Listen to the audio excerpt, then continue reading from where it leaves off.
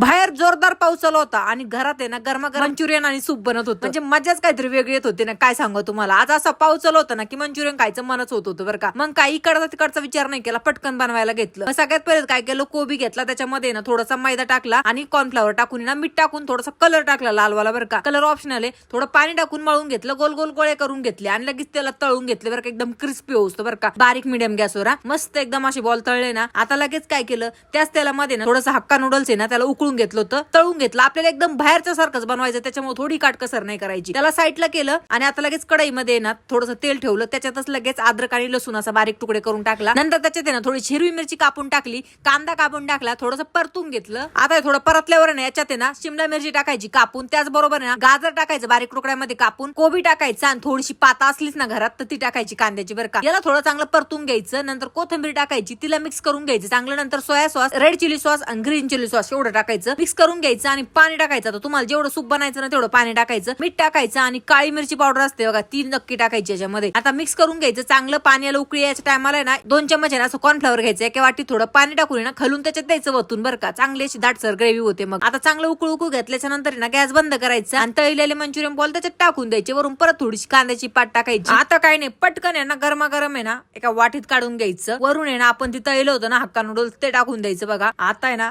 पटकन पटकन खाऊन घ्यायचं. एवढं जबरदस्त म्हणजे समोर बघून ना कंट्रोलच होत नाही बरं का. बाहेर मस्त पाऊस चालू आहे आणि आतमध्ये गरमागरम सूप आणि मंचुरियन आहे.